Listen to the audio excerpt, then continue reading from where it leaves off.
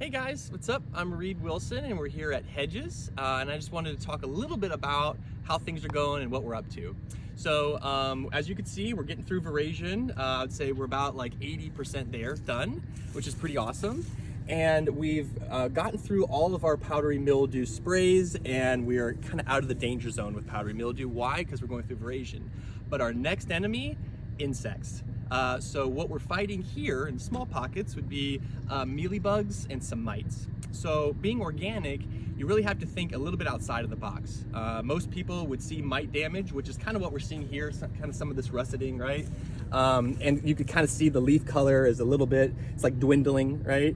So when you start to see this damage, as a farmer, you gotta think, well, what can I do, right? Well, my first thought is, okay, well, maybe I can spray. But a lot of the organic insecticide sprays we've got are oil-based. And if I spray this with oil right now, and today's gonna be 104, what do we think is gonna happen? We're gonna burn the heck out of these clusters. We're gonna burn up everything, right? So the next option is, let's drop some insects. So that's exactly what we did, and you guys can check out some videos on that. We dropped Andersoni mites, and then we dropped lacewing larvae. The Andersoni mites are here to help us with our bad mites, and we've got willamette mites, which we can also share a photo with you. And then we also have mealybug, and I'll show you what that looks like right in here. So mealybug, why is mealybug an issue? Is because it creates honeydew, so these are mealybug, these are little crawlers that you can see on there. This is a Merlot. Merlot, whenever it's touching that cordon, those mealybugs love it. So why is that a problem? Is because we get honeydew in there and then we can get some rot in there. And then also mealybug, it transmits virus. So we're gonna get rid of that, done.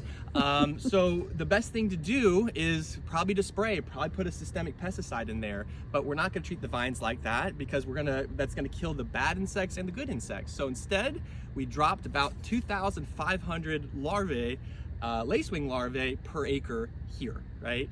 We also did that with the Andersoni mites. And what that's gonna do is the Andersoni mites, they're pretty cool because they look exactly like a mite, but if you look at a little leaf, they're just like a little bit quicker. And what they're gonna do is they're gonna just mess up as many of those willamette mites, the bad mites, as they can.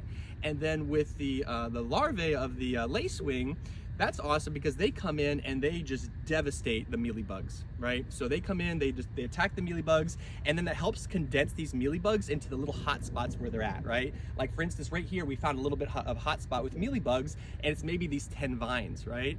And so we do that initial drop of the lacewing, and then we come in a week or two later with mealybug destroyers, and those guys get in and they eat everything, all the mealybugs, right?